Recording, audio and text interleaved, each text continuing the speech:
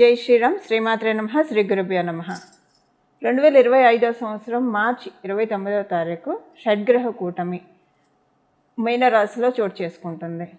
ఈ షడ్గ్రహ కూటమి 6 గ్రహాలు మీనరాశిలో సంచారం చేయబోతున్నాయి. అవి వచ్చేసేసి నవగ్రహాల్లో రారాజు అయిన సూర్యనారాయణమూర్తి, అలాగే చంద్రభగవానుడు, వక్రించిన శుక్రాచార్యుల వారు, వక్రించిన బుధ భగవానుడు, రాహుదేవుడు ఆల్రెడీ అక్కడే సంచారం చేస్తూ ఉన్నాడు, మీనరాశిలోనే సంచారం చేస్తూ ఉన్నారు. శనేశ్వరుడు కూడా ఆ రోజు మీనరాశిలోకి అడిగిపోతున్నారు. అంటే ఇక్కడ మకర రాశి వాళ్ళకి ఏలినాటి శని ఎఫెక్ట్ తగ్గిపోతుంది ఈ రోజు నుంచి. అలాగే కర్కాటక రాశి వాళ్ళకి అష్టమ శని ఎఫెక్ట్, వృశ్చిక రాశి వాళ్ళకి అర్ధాష్టమ శని ఎఫెక్ట్. వీటిల్లోంచి ఈ 3 రాశుల వాళ్ళు కూడా బయటపడబోతున్నారు. శనైశ్వరుడు సంచారం గురించి మనం విడిగా మళ్ళీ మాట్లాడుకుందాం. ప్రస్తుతం మనం ఈ షడ్గ్రహ కూటమి 6 గ్రహాలు కాలపురుషుడి కుండలిలో 1000 స్థానంలో సంచారం చేస్తూ ద్వాదశ రాశుల వాళ్ళకి, ద్వాదశ లగ్నాల వాళ్ళకి ఎలాంటి ఫలితాలను సూచిస్తున్నాయి, తీసుకోవాల్సిన జాగ్రత్తలు ఏంటి, ఇవన్నీ మనం ఒకసారి చూద్దాం. వీటి ఎంతటికంటే ముందు రాహుకేతువులు ఇద్దరూ కూడా 12వ స్థానం మరియు షష్ఠ స్థానంలో సంచారం చేస్తున్నాడు. కేతు భగవానుడు షష్ఠ స్థానంలో, రాహుదేవుడు 1000 స్థానంలో సంచారం చేస్తున్నాడు. అంటే కాలపురుషుడి కుండలిలో నుంచి 1000 స్థానమైన మీనరాశిలో సంచారం చేస్తూ ఉన్నాడు. ఈ కన్యా రాశి కరెక్ట్గా చూసుకుంటే కనుక మనకి అంటే మిడ్ ఆఫ్ ద జోడియాక్ షడ్రూపీస్ని సూచిస్తుంది ఈ కన్యా రాశి. రుణ రోగ శత్రుస్థానం అని చెప్తుంది జ్యోతిష శాస్త్రం. ఈ కన్యా రాశిని 6వ స్థానాన్ని, అంటే ఏ రాశికైనా సరే 6వ స్థానం రుణరోగ శత్రుస్థానాన్ని సూచిస్తుంది. అక్కడ కేతు భగవానుడు ఉన్నాడు. యాక్చువల్గా రాహు భగవానుడికి కన్యా రాశి చాలా కంఫర్టబుల్ ప్లేస్, మీనరాశిలో కేతు దేవునికి చాలా కంఫర్టబుల్ ప్రదేశం. వీళ్ళిద్దరూ కూడా దానికి ఆపోజిట్గా సంచారం చేస్తూ ఈ షడ్గ్రహ కూటమి చోటు చేసుకుంటూ ఉంది. 12వ స్థానము మనందరినీ కూడా లిబరేట్ చేసే హౌస్. ప్రతి విషయంలో నుంచి, మనకున్న ఈతి బాధల నుంచి, అంతెందుకు మన సోల్ కూడా లిబరేట్ అవుతుందా లేదా, ఈ బాడీలోంచి ఈ సోల్ ఎప్పుడైతే డిపార్చర్ అవుతుందో ఈ సోల్ ముక్తి పదంలోకి వెళ్తుందా, ఉత్తమ గతిలోకి వెళ్తుందా, అధోగతికి వెళ్తుందా, ఊర్ధ్వలోకాలకు వెళ్తుందా, ఇలాంటివన్నీ కూడా మనం 12వ స్థానం వ్యయభావం నుంచి చూస్తాం. అంటే వ్యయభావం అంటే మొత్తం ఖర్చు అయిపోవడం, డబ్బులు ఖర్చు అయిపోవడం, మన కర్మలు కూడా ఖర్చు అయిపోవడం. అది పుణ్యకర్మలు కావచ్చు, పాపకర్మలు కావచ్చు. ఈ 2 ఖర్చు అయిపోయినప్పుడే మన సోలు ఉత్తమ గతులు చేరుకోవడానికి అర్హత సాధిస్తుంది. అయితే ఇప్పుడు మనకు అది ఇర్రెస్పెక్టివ్ ఈ 12వ స్థానంలో చోటు చేసుకోబోయే ఈ షడ్గ్రహ కూటమి ద్వాదశ రాశుల వాళ్ళకి ఎలాంటి ఫలితాన్ని తెచ్చిపెట్టబోతుందో. ఈ షడ్గ్రహ కూటమిలో ఒక విశేషాంశం ఉంది. ఈ షడ్గ్రహ కూటమి ఒక 2 విశేషాంశాలను సూచిస్తుంది. కన్యా రాశిలో కేతు భగవానుడు సంచారం చేస్తున్నాడు. కన్యా రాశ్యాధిపతి అయిన బుధ భగవానుడు మీనరాశిలో సంచారం చేస్తూ ఉన్నాడు. ఆయన వక్రగతిలో ఉన్నాడు. ఇది నీచ స్థానం. మీనరాశి బుధ భగవానుడికి నీచ స్థానం. నీచ స్థానంలో ఉండి వక్రించాడంటే ఇది ఒక ఉచ్చ స్థానాన్ని సూచిస్తుంది. అంటే ఇది ఒక ఎగ్జాల్టేషన్ పాయింట్గా మనకి కన్సిడరేషన్లోకి వస్తుంది. అలాగే ఇక్కడ పరివర్తన యోగం కూడా మీనరాశి అధిపతి అయిన గురు భగవానుడు వృషభ రాశిలో సంచారము, అలాగే వృషభ రాశ్యాధిపతి అయిన శుక్రాచార్యుల వారు మీనరాశిలో సంచారము. ఈయన కూడా వక్రగతిలోనే ఉన్నాడు. ఈయనకి అది ఎగ్జాల్టేషన్ పాయింట్, మీనరాశి ఎగ్జాల్టేషన్ పాయింట్. అక్కడ ఆయన వక్రంలో ఉన్నాడు. సో ఇప్పుడు ఈ గోచార గ్రహస్థితుల రీత్యా ద్వాదశ రాశుల వాళ్ళకి, ద్వాదశ లగ్నాల వాళ్ళకి ఎలాంటి ఫలితాలు రాబోతున్నాయో మనం ప్రతి ఒక్క రాశికి విడివిడిగా ఒకసారి మనం ఇప్పుడు స్టడీ చేద్దాం. వృశ్చిక రాశిలో పుట్టిన వాళ్ళకి, వృశ్చిక లగ్నంలో పుట్టిన వాళ్ళకి ఈ షడ్గ్రహ కూటమి మీకు 5వ స్థానంలో జరుగుతుంది. కాలపురుషుడి కుండలిలో 1000 స్థానం మరియు మీకు 5వ స్థానం. సంతానానికి సంబంధించి ఏదైనా విదేశాలు మీ సంతానం ప్రయత్నిస్తూ ఉంటే అది జరుగుతుంది. అలాగే మీరు కూడా మీకున్న ఏవైనా అంటే డిజైర్స్ ఉంటాయి కదా, ఒక ప్లాన్స్ ఉంటాయి, కొన్ని డెసిషన్స్ తీసుకుంటాము. లైఫ్లో చాలాసార్లు ఎలా ఉంటుందంటే మనం తీసుకునే డెసిషన్స్ అన్నీ పెండింగ్లోనే ఉంటాయి, ఎప్పుడు కూడా మనం ఇంప్లిమెంట్ చేయలేము. అంటే ఇంప్లిమెంట్ చేయడానికి అనుకూలమైన పరిస్థితులు దొరకవు మనకి. ఇప్పుడు వృశ్చిక రాశిలో పుట్టిన వాళ్ళకి మీరు ఏవైతే నిర్ణయాలు తీసుకున్నారో అవి ఇంప్లిమెంట్ చేయగలుగుతారు. అవి ఇంప్లిమెంట్ చేయడానికి ఏవేవైతే అడ్డుపడుతూ ఉన్నాయో ఆ అడ్డుపడేవన్నీ కూడా వాటికి కాలం చెల్లింది అని చెప్పాలి. అవి వెళ్ళిపోతాయి, బ్యాక్ వెళ్ళిపోతాయి, మిమ్మల్ని ఇబ్బంది పెట్టవు. ఫైనల్గా చెప్పాలంటే ఈ క్షీరసాగర మదనంలో, మీ జీవితం అనే ఈ క్షీరసాగర మదనంలో అమృత భాండం బయటికి వచ్చే శుభ సమయము. ఈ వచ్చిన విషయం మిమ్మల్ని ఇన్నాళ్ళు ఇబ్బంది పెట్టింది. అర్ధాష్టమ శని రూపంలో చాలా ఇబ్బంది పడ్డారు. కొంత నేర్చుకున్నారు కూడా. కొత్త ఇబ్బంది అని చెప్పడం తప్పు. చాలా నేర్చుకున్నారు, చాలా మిమ్మల్ని మీరు ట్రాన్స్ఫార్మ్ చేసుకున్నారు. అసలు ఎలా బతకాలి అన్నది మటుకు డెఫినెట్గా మీకు అర్ధాష్టమ శని నేర్పించే తీరుతుంది. అర్ధాష్టమ శనిలో మీరు నేర్చుకున్నారు, చాలా లైఫ్ లెసన్స్ నేర్చుకున్నారు. ఇప్పుడు మీకు డోకా లేదు, ఎక్కడికి వెళ్ళినా మీకు తిరుగు లేదు. మిమ్మల్ని మీరు ఎక్స్పోజ్ చేసుకోగలుగుతారు. మిమ్మల్ని మీ మీద మీకు ఒక కాన్ఫిడెన్స్ ఉంటుంది. అంటే ఇన్నాళ్ళు ఈ క్షీరసాగర మదనంలో మీకు వచ్చిన విషయం ఏదైతే ఉందో దానికి కాలం చెల్లింది. ఇంకా తొందరలోనే అమృతం పైకి రాబోతూ ఉంది.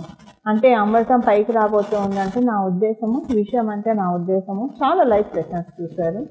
అమృతం బయటికి రాబోతుందంటే నా ఉద్దేశము మీకు ఇక నుంచి మీరు తీసుకునే నిర్ణయాలన్నీ ఫలవంతం అవుతాయి, ఫ్రూట్ఫుల్ అవుతాయి. మీరు ఫ్రూట్ఫుల్ చేసుకోగలుగుతారు. ఏదైనా నిర్ణయం తీసుకొని ఆదిలోనే అంశపాది ఇప్పుడు వద్దేమో, ఇది వద్దులే, ఇది రైట్ టైం కాదేమో, అసలు ఇలాంటి ఆలోచనలు ఏమీ రావు. అసలు మీరు ఒప్పుకోరు. అసలు ఇలాంటి ఆలోచనలు మీకు చాలా ఆమడు దూరంలో ఉంటాయి. అవన్నీ వెయిట్ చేస్తూ ఉంటాయి. మీరు అంటే వాటిని వెయిటింగ్ లిస్ట్లో పెట్టేసేస్తారు. అసలు ఇవి మాకు అవసరం లేదు. ఏదైనా ఒక నిర్ణయం అనుకున్నారంటే మీ ఫ్యూచర్కి సంబంధించింది డెఫినెట్గా మీరు ఇంప్లిమెంట్ చేసి సక్సెస్ని సాధిస్తారు. కొత్త ఐడియాస్ వస్తాయి, ఇన్నోవేటివ్ ఐడియాస్ వస్తాయి. ఇన్నోవేటివ్ ఐడియాస్ తోటి మిమ్మల్ని మీరు చక్కగా ప్రోగ్రెస్ చేసుకుంటారు. ఉద్యోగస్తులకైతే మీకు ఎంత మంచి ఐడియాలజీ వస్తుందంటే అంటే ఎలా మిమ్మల్ని మీరు ప్రజెంట్ చేసుకుంటే లేదా ఇందులో మిమ్మల్ని మీరు ఇంప్రవైజ్ చేసుకుంటే మీకు చాలా మంచి గ్రోత్ ఉంటుందో, ర్యాపిడ్ గ్రోత్ ఉంటుందో అటువైపే మీ ఆలోచనలు ఉండే విధంగా గ్రహదేవతలు మిమ్మల్ని దీవిస్తున్నాయి. అలా మిమ్మల్ని మీరు మౌల్డ్ చేసుకుంటారు. వ్యాపారస్తులకైతే చాలా మంచి నిర్ణయాలు తీసుకుంటారు. అంటే చాలా మంచి స్టెప్స్, పురోభివృద్ధికి సంబంధించిన స్టెప్స్, పురోభివృద్ధికి సంబంధించిన విషయాల్లో ఏ విషయాల్లో వెన్నకంచి వేయకుండా మిమ్మల్ని మీరు పెట్టుకుంటారు, చాలా చక్కగా సెట్ చేసుకుంటారు. వివాహానికి అనుకూలమైన సమయం కాదు. మార్చి, ఏప్రిల్, మే ఈ 3 నెలలు మటుకు వివాహ ప్రయత్నాలు చేయకండి. అది అనుకూలంగా లేదు. వివాహితులకి కొంచెం మీ ఇద్దరి మధ్య మనస్పర్ధలు వచ్చే అవకాశం ఉంది. ఈ మనస్పర్ధలు కూడా ఎందుకు వస్తాయంటే ఇది కూడా ఒక హెల్దీ మూమెంట్ అని చెప్పాలి. మీరు ఫ్యామిలీ మెంబర్స్కి టైం కేటాయించలేక, మీరు టైం కేటాయించట్లేదని వాళ్ళు కొంచెం హర్ట్ అవుతారు. అంతే. మనస్పర్ధలు అంటే ఇంతవరకే, అంతకు మించి ఏమి ఉండదు. ఇది కూడా ఒక రకమైన హెల్దీ మనస్పర్ధలు. అంటే మీరు వాళ్ళ మనస్పర్ధలు వస్తున్నాయంటే మీరు అంత బిజీ అవుతున్నారని అర్థం. ఆ తర్వాత మళ్ళీ వారు అర్థం చేసుకుంటారు ఆ తర్వాత సంగతి. ఇలాగ ఉంది. సంతాన ప్రయత్నాలు చేయడానికి కూడా మార్చ్, ఏప్రిల్, మే ఈ 3 నెలలు కూడా అంత అనుకూలంగా లేదు. అందువల్ల సంతాన ప్రయత్నానికి, వివాహ ప్రయత్నానికి ఈ రెండు కాకుండా ఇంక ఎలాంటి ప్రయత్నాలకైనా ఈ షష్టగ్రహ కూటమి చాలా మంచి ఫలితాన్ని ఇస్తుంది. చాలా మంచి శుభత్వాన్ని, శుభ ఫలితాన్ని మీ జీవితంలోకి తెచ్చిపెట్టబోతోంది ఈ షడ్గ్రహ కూటమి. చూశారు కదండి, ఈ షష్టగ్రహ కూటమి మీ రాశి వాళ్ళకి ఎలాంటి ఫలితాన్ని అందజేస్తుందో. ఇప్పుడు మనం దీనికి చేసుకోవాల్సిన పరిహారం, ఏ పరిహారం చేసుకుంటే ఈ షడ్గ్రహ కూటమి యొక్క బ్యాడ్ ఇంపాక్ట్స్ మనకి రాకుండా, అలాగే ఈ షడ్గ్రహ ఎప్పుడైనా సరే ఒక 2 గ్రహాలు కలిస్తే యోగం, 3 గ్రహాలు కలిస్తే యోగం, 4 గ్రహాలు కలిస్తే యోగం. ఎప్పుడైనా యోగాలు ఎలా ఏర్పడతాయి? ఒక గ్రహానికి ఇంకొక గ్రహానికి ఏదో ఒక రకమైన కనెక్షన్ ఉంటేనే యోగం వస్తుంది. కొన్ని గ్రహాలకు అసలు ఏ గ్రహంతో కనెక్షన్ లేకపోయినా కూడా యోగం వస్తుంది. అది ఎలాంటి వాళ్ళకు వస్తుందంటే మనకి వృషభ రాశి వాళ్ళకి, తులారాశి వాళ్ళకి, అలాగే కర్కాటక రాశి వాళ్ళకి, సింహరాశి వాళ్ళకి, మకర కుంభరాశుల వాళ్ళకి. ఇప్పుడు వృషభ రాశి వాళ్ళకి, తులారాశి వాళ్ళకి శనీశ్వరుడు ఒక్కడు చాలు, ఏ గ్రహంతో సంబంధం లేకుండా పరిపూర్తిగా రాజయోగాన్ని ఇచ్చేస్తాడు. అలాగే కర్కాటక రాశి, సింహరాశి వాళ్ళకి మంగళ ఒక్కడు చాలు. అతనికి ఏ గ్రహంతో, మంగళకి ఏ ప్లానెట్తో సంబంధం లేకపోయినా పరిపూర్తి రాజయోగాన్ని ఇస్తాడు. మకర కుంభరాశుల వారికి శుక్రాచార్యులు ఒక్కరు చాలు, ఏ గ్రహంతో సంబంధం లేకపోయినా పరిపూర్తి రాజయోగాన్ని ఇస్తారు. అదే వాళ్ళు కూడా ఇంకొక గ్రహంతో కలిస్తే ఈ యోగం అనేది మరింత పటిష్టం అవుతుంది, మరింత బలవంతం, మరింత బలోపేతం అవుతుంది. ఇప్పుడు ఈ యోగాన్ని మనం పటిష్టం చేసుకోవడానికి ఏ రకమైన పరిహారం చేసుకోవాలో ఇప్పుడు మనం చూద్దాం. షడ్గ్రహ కూటమి స్టార్ట్ అయిన 29వ తారీఖు మనకి షడ్గ్రహ కూటమి ఉంటుంది. ఈ రోజు మొదలుకొని ఒక 11 రోజులు లేదా 21 రోజులు ప్రతిరోజు కూడా మీకు వీలైతే హనుమంతుడు ఆలయానికి వెళ్ళి అక్కడ ఒక 41 సార్లు ప్రదక్షిణం చేసి 41 సార్లు హనుమాన్ చాలీసా చదువుకుంటే చాలా మంచి సత్ఫలితాన్ని షడ్గ్రహ కూటమి తెచ్చిపెడుతుంది. సో ఉదాహరణకి మీ ఇంటి దగ్గర ఆంజనేయ స్వామి వారి గుడి అందుబాటులో లేదు, ఉదాహరణకు ఒకవేళ అందుబాటులో ఉన్న మీ టైం బిజీ వల్ల మీరు 21 రోజులు కంటిన్యూగా వెళ్ళలేకపోతూ ఉన్నారంటే 21 రోజులు మీ ఇంట్లో అయినా సరే ప్రతిరోజు స్నానం చేసిన వెంటనే హనుమాన్ చాలీసాని ఒక 11 సార్లు మీరు చదువుకోవాలి. ఖచ్చితంగా 21 రోజులు ప్రతిరోజు క్రమం తప్పకుండా 11 సార్లు రిపీటెడ్గా హనుమాన్ చాలీసాని చదువుకోవాలి.